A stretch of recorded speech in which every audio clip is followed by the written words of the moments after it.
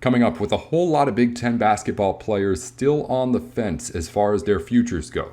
Who would be able to help their team most by coming back? Who would be able to help themselves most by coming back? We're going to talk about it right here on Locked On Big Ten.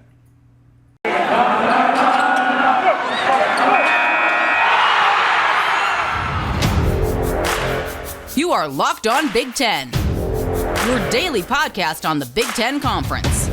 Part of the Locked On Podcast Network. Your team every day. You're listening into Locked On Big Ten, everything you need to know about the conference every day of the week, alongside our co-host for the day, Jay Stephens, host of Locked On Buckeyes. I'm Nate Dickinson. Coming up today, we're going to get into some of the possible returning players in Big Ten basketball. Who could help their teams the most? Who could get a team to maybe the next level of whatever it is that they're at right now? We'll get into all of that in a minute. But Jay, before we do any of that, it was a shocking weekend in sports, just all around. It was a weird kind of just one of those that hit you on the side of the head out of nowhere. Dwayne Haskins passed away over the weekend after being hit by a vehicle at the age of 24, former Ohio State quarterback. What are your thoughts here as we get into the show here on a Monday? It's just a little devastating. The tragic news that we got on Saturday morning about a young man, 24 years old, working out with his teammates in South Florida. Unfortunately, gets hit by a vehicle, as Nate mentioned, and no longer with us. I remember where I was and remember what I was doing. And I'm still kind of in a shock and a daze that he's no longer here. Never met Dwayne Haskins. Saw him play football numerous times in college and in the NFL, but never met him. Don't know. I could point him out on the street, but that's about it. But from what I have seen, he's a phenomenal young man. From what Urban Meyer has said, seeing Chase Claypool of the Steelers break down, seeing him and Najee Harris kind of clown and joke around down there in Florida, seeing former teammates Terry McLaurin and KJ Hill, guys like that, Paris Campbell, guys kind of just sharing their thoughts and opinions about Dwayne Haskins. Everybody loved him. And it makes it harder when you get news like this. Oh, man, it hits different. We get news with people dying or dying tragically, getting shot, getting hit by cars all the time. It happens way too much nowadays. But when it's somebody of this magnitude, and when you get attached to these athletes like we do in college football, it hits a whole lot different. Buckeye fans, it hit hard. Ryan Day hit him hard as well. So it's just a shocker. I mean, we're in the midst of Masters weekend. Tiger Woods is playing golf again, and then bam, we're right back to mourning and looking at and thinking about a young man who is no longer here on the earth with us. It's been really tough on everyone. The Ohio State community, I think, just especially though, has been really taking this one hard. As far as like an on-the-field quarterback, he was outstanding, but really one of big chain of outstanding quarterbacks. The big thing that we've been hearing throughout the entire weekend has been what you talked about, just who he was as a person. And it seems like that was really more special than anything that he did on the football field. It's just a really tough one. And Ohio State, I think it is, they're planning on doing something at least at this weekend's spring game for him, right? Yeah, that's a plan. Ryan Day had a press conference today on Monday, and he talked to the media, and he said there is a plan that something will happen over the weekend on Saturday at the spring game. Didn't say what would happen, but that something will happen at practice, at the spring practice today on Monday. CJ Stroud had a little tribute on the back of his jersey on the 7 to Dwayne Haskins. I think he had Rest in Heaven, Simba. Then he had some letters at the top of his number 7 on the back of his jersey. And so they're planning on doing something, not sure what it will be. I plan on being there in Columbus on Saturday, so I'll be able to at least see whatever happens and talk to people that are there in regards to Dwayne Haskins, what he meant to them and things like that. Maybe have a little special segment on the show where I could just share people's thoughts about what Haskins meant to them as a player, as a human being, and things of that nature. Yeah, it's a really rough time at a time when, during these spring practices for football teams, it's that time of the offseason where you kind of are trying to get excited about football again. It's obviously just a real damper on that mood, but maybe a bit of a silver lining that at least the community at Ohio State is going to be somewhat together here this weekend to help memorialize at least a little bit at the spring game there. So again, a really just a heartbreaking thing to have to go through if you're someone who's close to him or just a fan of Ohio State, and really obviously tough for us to talk about too. And it's, again, just there's nowhere else to say except that he just seemed was such an outstanding person that it ended up overshadowing anything that we could say about how great he was on the football field. Nobody really was, you saw the highlight reels maybe and big plays come out online, but it was not about Dwayne Haskins, the football player, of course, over the weekend, which was obviously a rough one for the Buckeyes fans. We're going to be back here on Locked On Big Ten to talk about upcoming season in basketball and who could still be coming back. Different players still have yet to make a decision, and they could be making a big impact on their teams. We'll talk about that more with Jay here now. Today's episode is brought to you in part by Built Bar. Built Bar is the place to go for all of your protein needs. You already know that, whether it be the classic Built Bar, the protein bar that tastes like a candy bar, or their new Built Puffs, marshmallows you can just pop right into your mouth to get your protein fix for the day. Whether it's to get you through your workout or just through the workday, Built Bar can be the one to help you do it with all the flavors that you love and the nutrition that you need, with none of that stuff that you don't. We're talking about 15 grams of protein with less than 5 grams of net carbs and sugars, less than 150 calories in almost every bar, and 100% pure chocolate in all the bars too. It's, again, the protein bar that looks and tastes like a candy bar. If you want to try it out, do it with a little bit of extra cash on us. Use our code LOCKED15 at built.com to get 15% off your order. It's LOCKED15 at built.com for 15% off.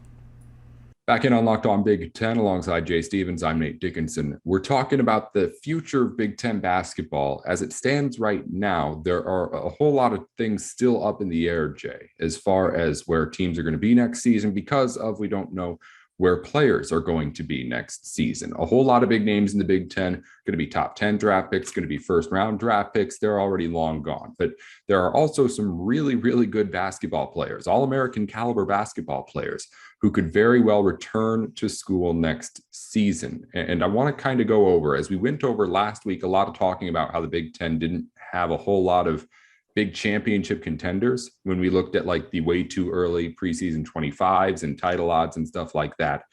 So I guess the question is, who has the biggest chance of making a huge impact? Who can maybe take that team to the next level where they can become a contender? It's a big conversation to kind of have, but I kind of just want to go over the biggest names still yet to make decisions. Hunter Dickinson hasn't said anything.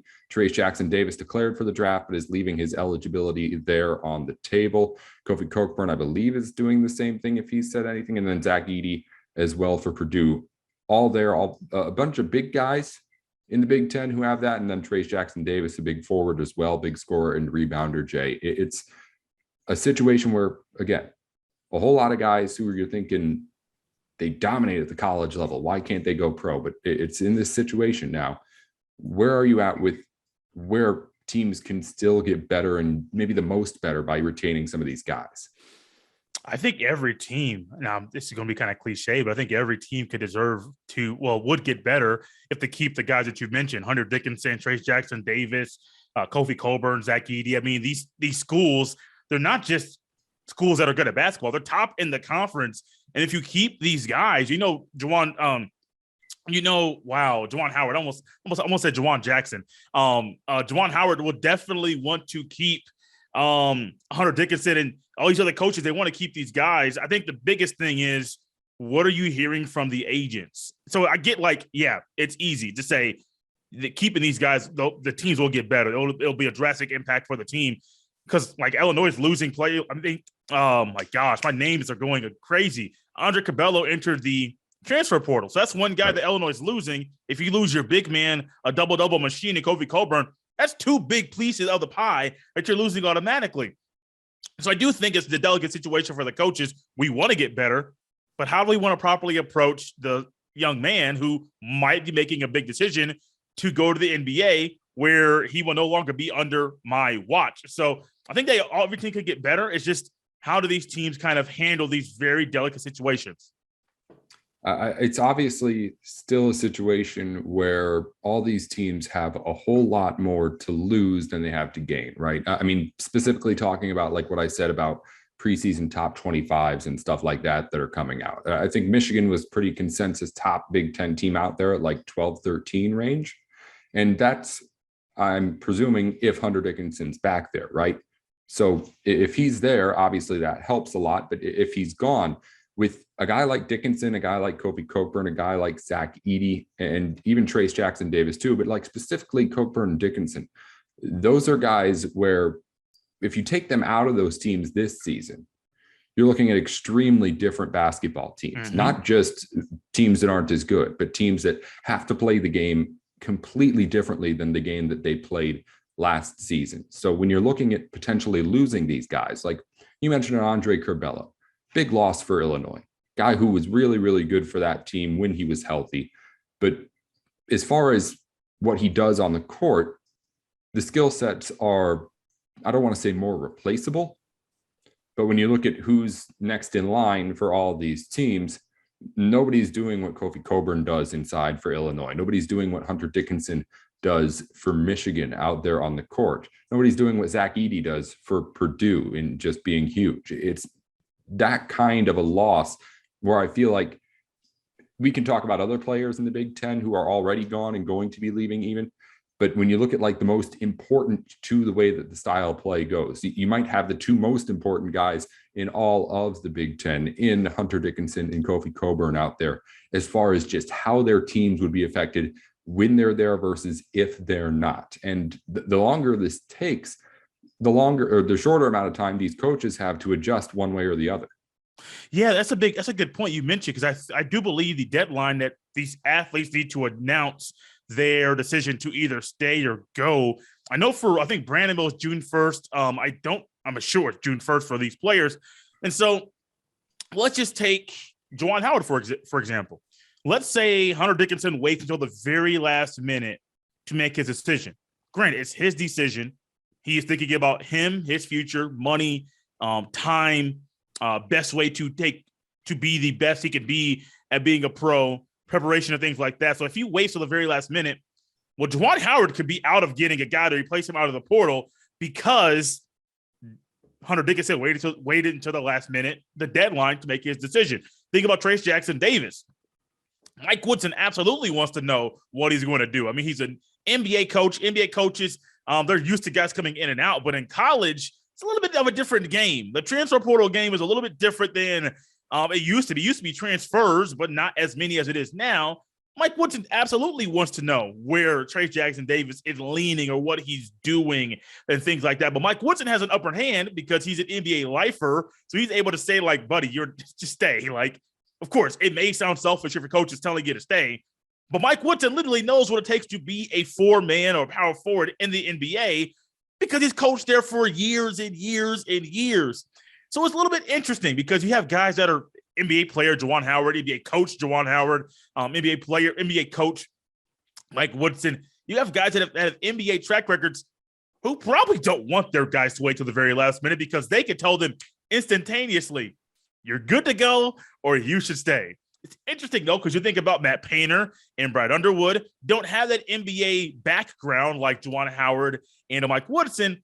And so if they say stay, it may not be received the same way simply because they don't have the NBA backing. So I get it.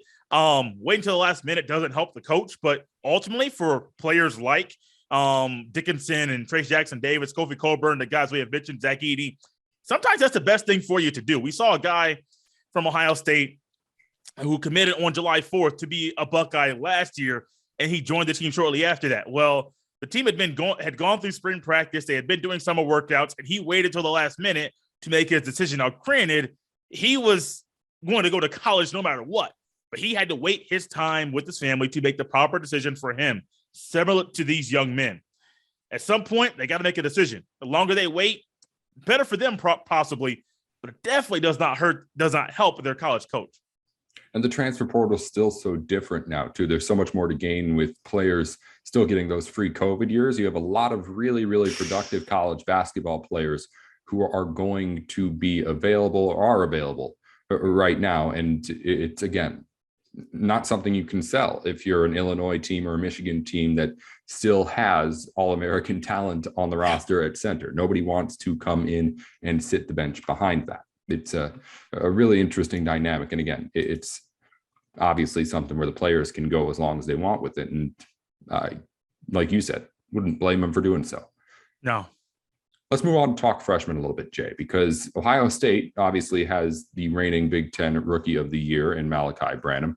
Other players also on that all-freshman team are also weighing NBA decisions, and a guy like Musa Diabate, Max Christie, I believe, is going to test the waters in the NBA.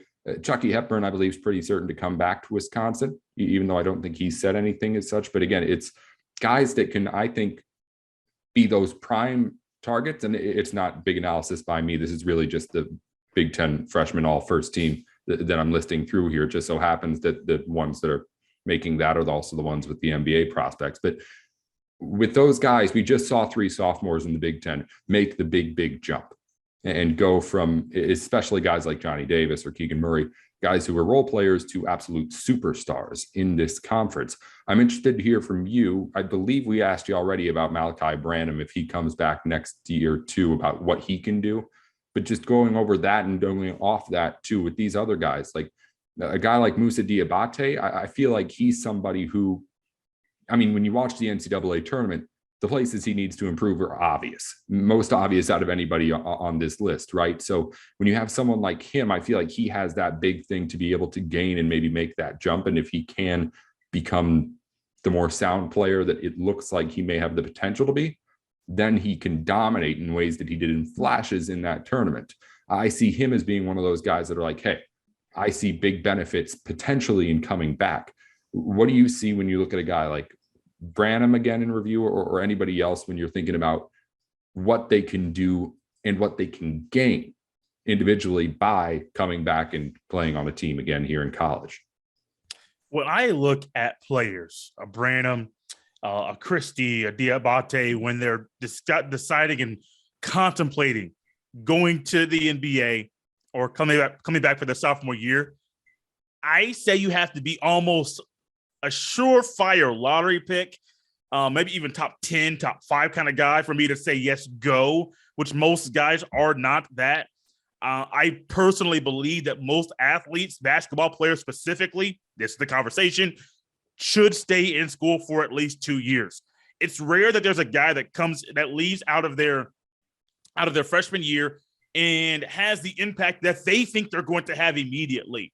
Of course, you may say, Jay, well, that's expected. Well, yeah, to us it is. But these guys have been at the top of their game, been leaders on their teams since they were 8, 9, 10 years old, and so they've been growing up with this. I'm going to the NBA. I'm going to be a first-round pick. I'm going to be a lottery pick their entire lives, and they have the opportunity right in front of them, following the NBA rules, 19 or 1 year out of college, to be able to go out there. I think it's still 1 year out of college, to be able to go out of high school. My words are all wrong. To be able to go to the NBA. Every guy listed, I think, should stay. I think that they have more to gain by staying, but I also think they have a lot to gain by at least going through the NBA draft process, because I think that that's what helps a lot of players, where they go through the draft process. They hear, okay, you do this well, you do that well. Like you have a list of 10 things. You got 4 of those things that they do very, very well, and then the other 6, you got to work on them. Or they have a list of 10 things. They do 6 things very, very well. You got 4 things. You need to work on them. You're not ready for the league yet. Okay, great. So take that checklist, however long it is, however extensive it is, figure out with your people what the things that need to be worked on. Is it physical strength? Is it ball handling? Is it jump shooting? Is it defense? Is it lateral quickness? Is it your vertical? Is it explosiveness? And then work on those things, and then figure out, do these things, or will these things hinder me from being a pro, being the pro I want to be right now? If yes, if they will hinder you, stay in school. What are we talking about? Like, staying in school is not a bad thing. Your education, these guys are on the scholarship. Education's free. You're playing on national television. You're getting a lot of things that other college students at the universities you're at, they don't have at their disposal. So staying in school is not a bad option. You're also able to make money. So if you're saying, well, I stay in school, I can't make money, or go to the NBA and I can make money, you're going to be able to make money, possibly over $1 million, and be able to play basketball and be able to play, like, not just play on a team, play basketball. A lot of these guys will go to the NBA and they'll be at the end of the bench or 9th, 10th man in the rotation. That's crazy for a young man's mental psyche because, like I mentioned earlier, they're used to being the man. They're used to being the guy, but you're not the guy anymore. We see guys go to the NBA and fizzle out. A lot of it's mental, not physical ability or capability with their skill set. A lot of it's mental because they're having a hard time adjusting to the lack of playing time. I think every guy listed here should stay in school. Go through the draft process. It's great for you to hear from these scouts, executives, and coaches about what they think you do well, how you can improve. But ultimately, it's up to you to work on those things and decide, should you stay or should you go? But every guy here listed, stay in school. It's not a bad idea. I think maybe even more so than the abilities improving over that next year. It's kind of like the opposite side of the coin from what you said, going to getting bench minutes or no minutes in the NBA. If you stay in school, with these guys in particular, they have big opportunities to just pick up much bigger roles next season, just in the dynamics of these teams. Maybe not a guy like Diabate, just because Michigan's talented. I don't know how he fits in the rotation, but with him, I see the ability to legitimately get better and also get a lot bigger and stronger and ready for NBA basketball if that's what he wants to do. But when you look at a guy like Malachi Branham, I mean, he has the chance to be the number one on this Ohio State team next season. Max Christie, a Michigan State player, if Gabe Brown goes, he has an even better chance than he would have already to become a number one on a Michigan State team that was really lacking that kind of a number one and desperate and needing it throughout the entire season. Chucky Hepburn, Johnny Davis is out at Wisconsin. Chucky Hepburn, obviously a name we all know for hitting big shots now. He is going to be a big player for Wisconsin next season, potentially too. So when you look at these guys, it's not just what they can do. Trace Jackson Davis came back this season, was a preseason All-American, but was always the number one at Indiana. Now it's just, he puts up the same numbers. He's still the great player, but at the end of this season, you're kind of looking at him as, well, you're the same guy you were last year, and now you're just a year older, right? So you have these guys here who in these particular cases, not only do they have the potential to become better players, but I feel like we're going to get to see again a chance for them to all be just more involved in the games that they're playing in and be able to show off their skills more so than they had in this season. And it's a big reason why guys like Keegan Murray and Johnny Davis are now top 10 picks, because they ended up doing that.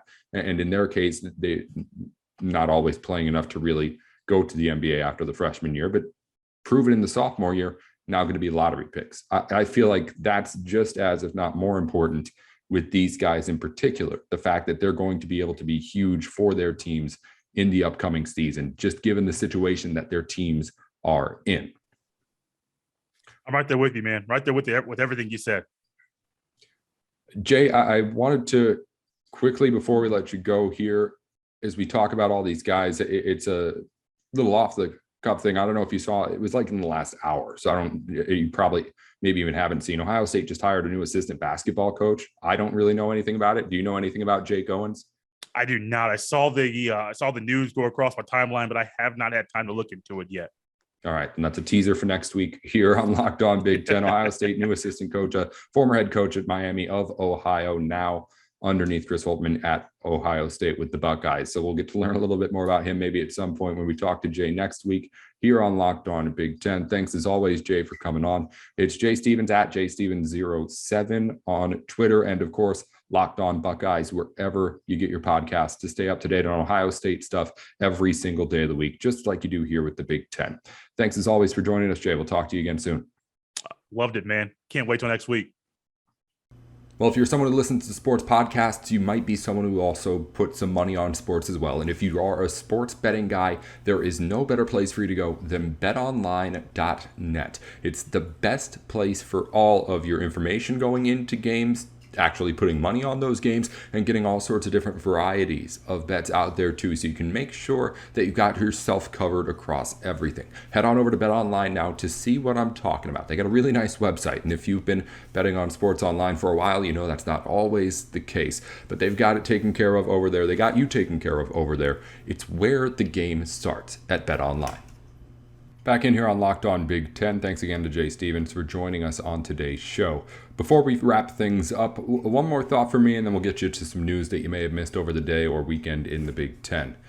As we talk about this offseason in basketball and take a look at all the teams that have players maybe coming back and players possibly coming in, and we talk about the NBA draft and the transfer portal, it occurs to me that maybe now more than ever, there are more things pulling players away from their current schools. And I guess I'm not the first to point this out. I'm not complaining about it. The people who were first to point it out were the ones complaining about it, about how players are going to be not loyal to schools now and be hopping all over the place and stuff like that. But I think as far as just this process we talk about, as far as a player's next step, if someone wants to keep playing basketball as long as they can, if that's what they want to do with their college careers, is set up whatever's next in basketball. If that's what you want to do, the reasons to stay at a school just continue to be lesser and lesser. I mean, there's obviously situations, and we go over a lot of them, or went over a lot of them on the show here, where players can benefit a lot by coming back to schools, and in Big Ten schools especially, there's more money there involved with that now. So that's all fine and dandy. But as far as just the on-the-court basketball stuff, when you're looking at what players have as far as options, the amount of options that are not staying at a big school to play, that are becoming more and more appetizing, just continue to grow. The NBA G League option is a more reliable and realistic option than ever before.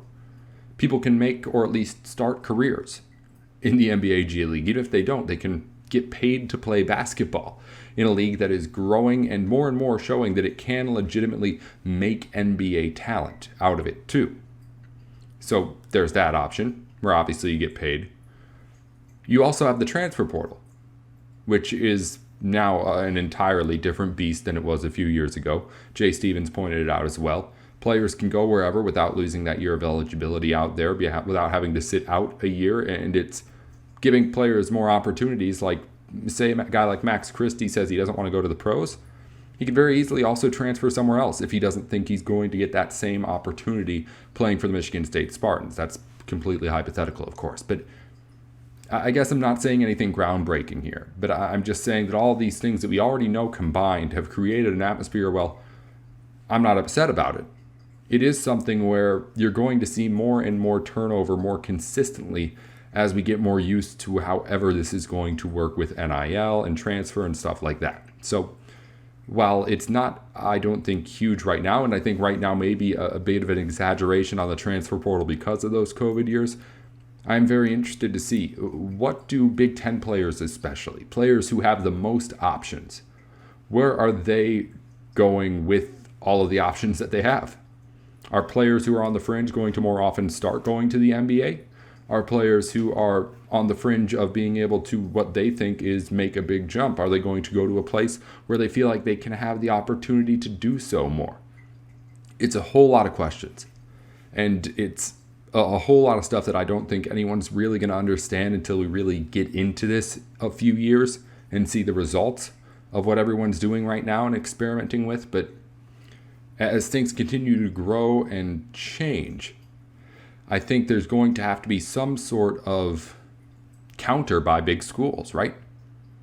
And we see it a little bit already with players like reportedly in Tennessee working with a school to get a player there. I don't know if that's the answer. I don't know if that's right. Again, it's a whole lot to try and get into, but that's just my one thought I had before we go, is that I feel like right now more than ever, in the basketball transfer portal and the other pro and G League options that are growing and still available, it's now more than ever more appealing to not stay at least where you're at if there's anything you're not happy about or anything you feel like you could get better at somewhere else. There's no downside to leaving anymore. And at the same time, there's a whole lot, again, for a whole lot of Big Ten players to choose from here, and we're going to see exactly what all they do. Before we leave here on Locked On Big Ten, some notes on things that you may have missed over the weekend or just over the last day. Maryland Lacrosse is really good. We already knew that. Number 1 team in the country with the 10th win yesterday over number 4 Rutgers. Maryland is now at 19 straight seasons with at least 10 wins. That's an NCAA record. And again, Maryland did defeat number 4 Rutgers in the biggest matchup of the weekend in Lacrosse. Final score 17-9. Also in that game, Logan Wisnauskas set the record for Maryland's most points ever in Maryland Terrapin lacrosse history. Again, with the long and storied history of the program, an impressive feat by him. A couple of Big Ten players in the NBA wrapping up their seasons over the weekend with big nights. Amir Coffee, a former Minnesota Gopher, finished with 35 points for the LA Clippers. And also Victor Oladipo, former Indiana Hoosier, with the Miami Heat, scored 40, as he was huge for Miami, the number 1 seed, as he hopes to be a big part of what might be a championship run here in Miami. Elsewhere in Big Ten, Minnesota softball had an upset win yesterday over a ranked team. Number 23 Maryland falls to the Gophers 4-3. The ranked team, why we bring it up here. And then some more sad news from over the weekend. Wisconsin running backs coach Gary Brown passed away at age 52 over the weekend. He had complications with liver and kidney failure. A rough weekend over the Big Ten with, again, Brown and Dwayne Haskins as well. We'll be back again with more here tomorrow on Locked On Big Ten, giving you everything you need to know about the conference every single weekday. You can give me a follow on Twitter at NateWithSports. Until tomorrow, this has been Locked On Big Ten.